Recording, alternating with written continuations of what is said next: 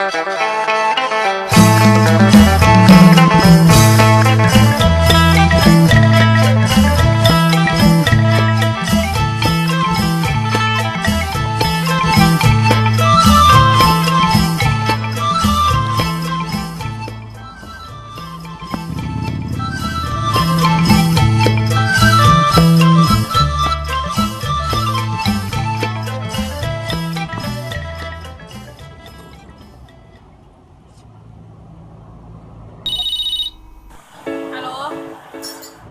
ลโหลเซียวเดี๋ยวนี้มึงฮอดใส่ละยังอยู่เงินอยู่เดี๋ยวนี้ตูนั่งอยู่สวนสาธารณะนี่ค่ะแล้วเด้ออยู่อันทัดจังนั้นเอาไปโอเคโอเคเดี๋ยวจังนั้นมันมาไอ้อันนี้ขี่มอเตอร์ไซค์เป็นยังขี่ไว้แทนน้องปิดคันเร่งแล้วก็ยังยกโลสิเฝ้าไปตายสั่นบอกสิเฝ้าไปตายสั่นหน้าตาแบบนี้หูเลยจะเม็ดอินลาวบอกก็หัวเจ้านั้นเป็นสาวลาวหน้าหักแบบนี้มีเพียงในบ้านเฮ้ยเจ้าควรภูมิใจในความเม็ดอินลาว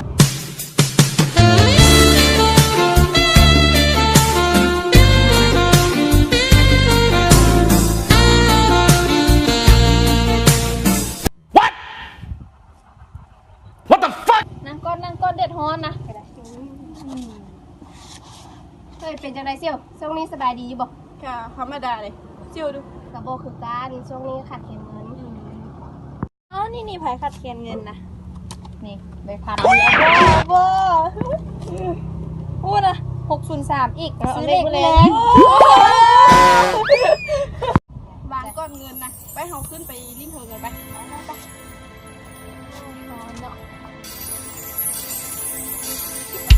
พวกเขาแก่งนางฟ้า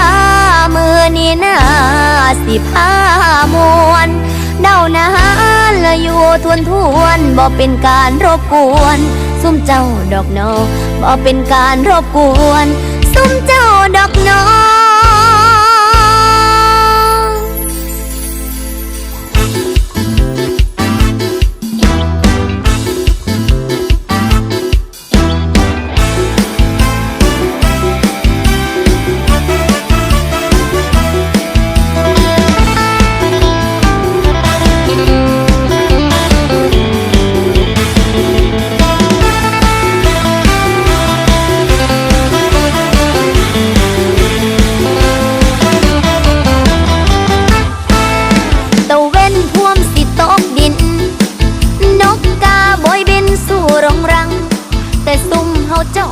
ออกจากขัง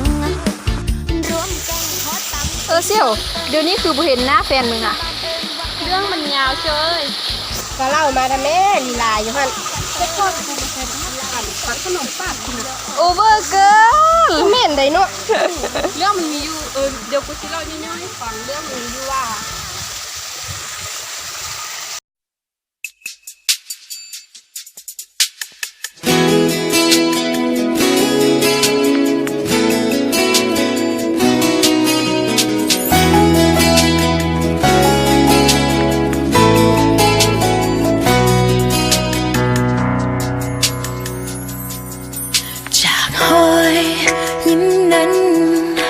ในวันที่ได้พบเจ้าจนทั้งวันที่เฮาได้สนิทสนมกันกินยังก็ได้ตามใจ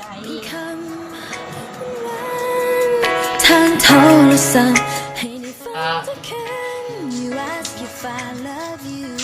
เอายังบอก And they said I do กับเพลงกับสายเชียงสองมาไกลเสียเฮาคิดเฮาว่าคล้ายๆกันถ้าพี่พูดเลย คือความผูกพันที่มีนั้นรู้สึกได้ทั้งหักแท้ยิ่งเห็นก็ยิ่งแน่ใจความรู้สึกบอกว่าเขาแค่เท่าใดความรู้สึกบอกลึกๆจากหัวใจคือเฮาที่เขาไว้ใจ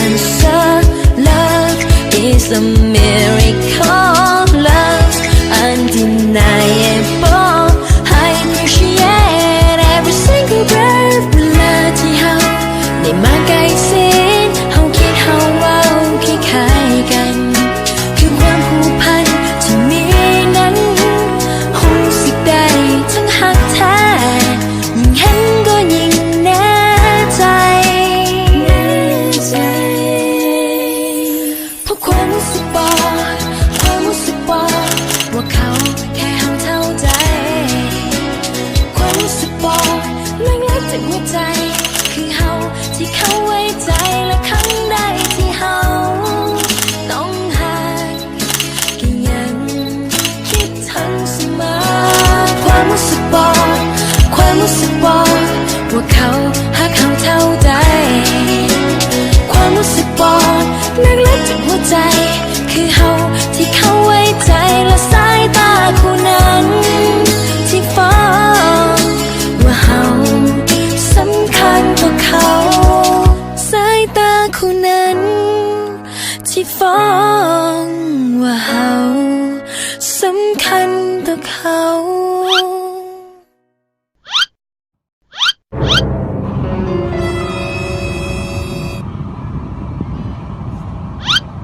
มันยังวะ ความรู้สึกบอกจะรู้สึกบอก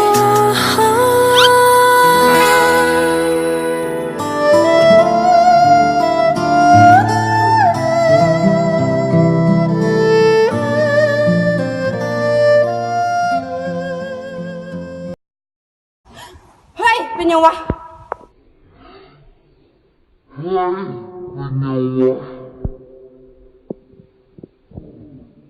ต่อให้ดินน้ำมากี่กันเหวป่าพาสั้นความเอา